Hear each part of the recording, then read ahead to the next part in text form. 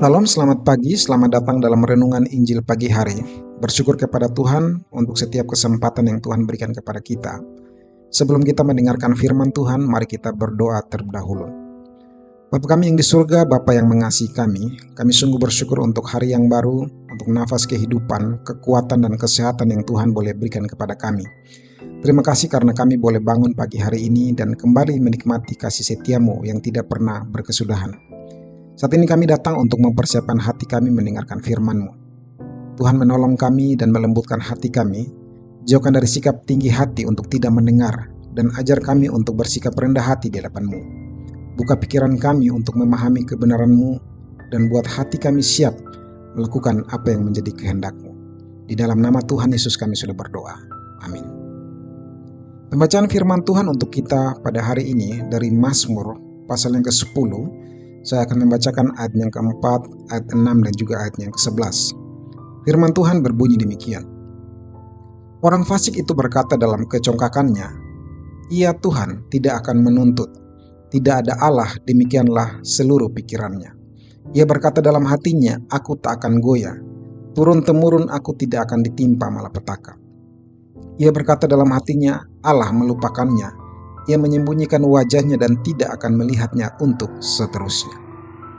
Tema untuk renungan kita pada hari ini adalah ketika manusia tidak lagi membutuhkan Tuhan. Saudara yang terkasih dalam Tuhan kita Yesus Kristus, kesombongan seringkali tidak langsung terlihat dari luar, namun bisa nyata dalam cara orang memandang hidup dan melihat sesamanya. Ada orang yang merasa hidupnya tidak akan goyah, seolah semua akan aman dan tidak mungkin mengalami kejatuhan. Sebab ia merasa mampu mengendalikan semuanya.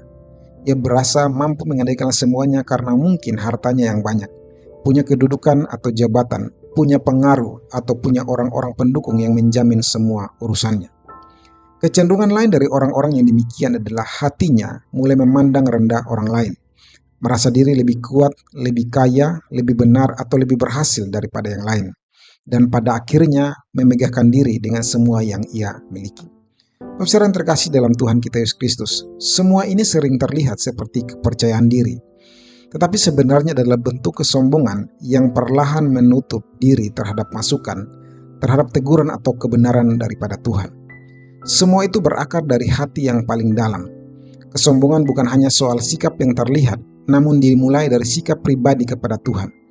Ketika seorang tidak lagi benar-benar percaya dan bergantung kepada Tuhan, ia mulai hidup seolah-olah dirinya mampu, dirinya cukup dan tidak perlu merendahkan hati membutuhkan Allah dan firman-Nya.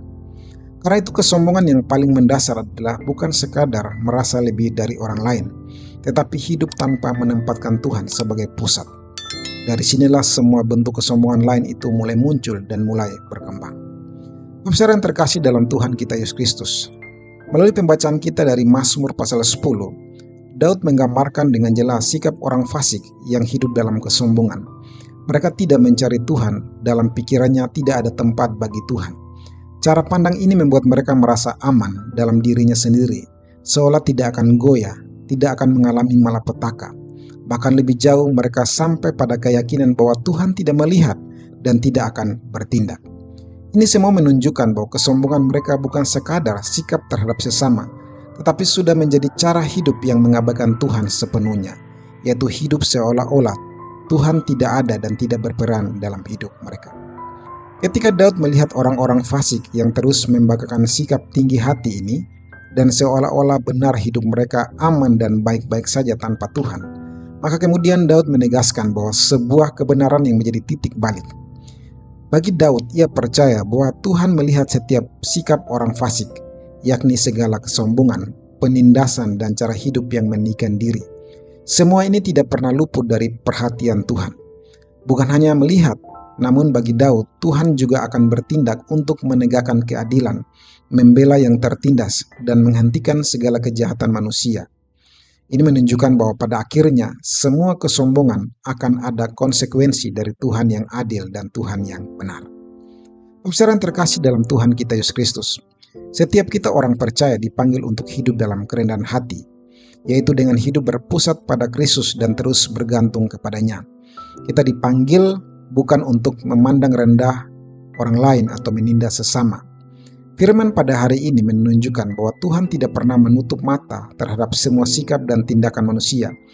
Ia melihat, ia memperhatikan setiap tindakan, bahkan ia mengetahui setiap kedalaman hati kita. Karena itu hidup di hadapan Tuhan berarti kita hidup dengan kesadaran bahwa kita tidak ada satupun yang tersembunyi di hadapannya. Sehingga sikap hati dan perlakuan terhadap sesama menjadi sesuatu yang harus benar-benar dijaga dengan sungguh-sungguh. Terhadap orang-orang yang tinggi hati, sikap yang tepat bukan membalas dengan kesombongan yang sama, tetapi menyerahkan semuanya dalam doa dan meminta belas kasihan Tuhan atas mereka. Yesus pernah berkata dalam Lukas 14 ayat yang ke-11, "Sebab barang siapa meninggikan diri, ia akan direndahkan, dan barang siapa merendahkan diri, ia akan ditinggikan." Pada akhirnya kita tahu bersama, Tuhan sendiri yang akan bertindak dan meninggikan orang yang hidup dalam kerendahan hati di hadapannya, serta sebaliknya merendahkan orang yang hidupnya tinggi hati yang tidak mau mengandalkan Tuhan dan firman-Nya. Amin. Mari kita berdoa. Bapa kami yang di surga, kami bersyukur untuk firman-Mu pada hari ini. Kembali mengingatkan kami untuk tidak pernah jauh dari Tuhan dan bergantung kepada Tuhan.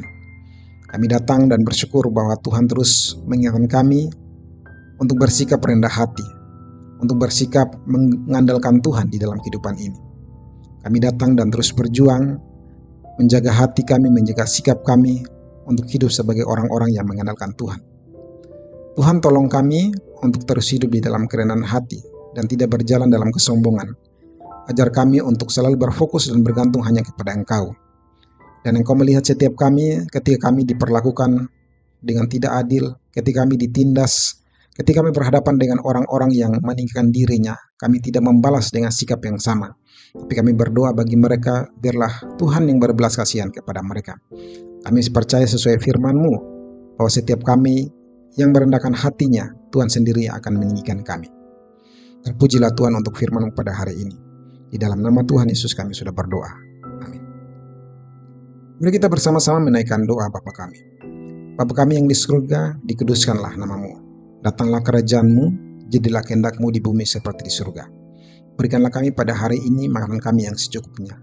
Dan ampunilah kami akan kesalahan kami, seperti kami juga mengampuni orang bersalah kepada kami. Dan janganlah membawa kami ke dalam pencobaan, tetapi lepaskanlah kami daripada yang jahat. Karena Engkau-lah yang punya kerajaan, dan kuasa, dan kemuliaan sampai selama-lamanya. Amin. Terimalah berkat Tuhan. Tuhan memberkati engkau dan melindungi engkau. Tuhan menyinari engkau dengan wajah-Nya dan memberi engkau kasih karunia. Tuhan menghadapkan wajah-Nya kepadamu dan memberi engkau damai sejahtera, mulai hari ini sampai selama-lamanya. Amin. Terima kasih untuk Bapak saudara sekalian yang sudah mendengarkan renungan Injil pagi hari.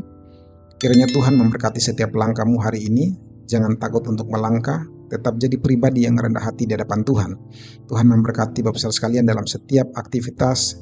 Tuhan yang menolong dan memampukan Bapak saudara sekalian dalam setiap pergumulan. Sampai jumpa dalam renungan selanjutnya. Salam, Tuhan Yesus memberkati.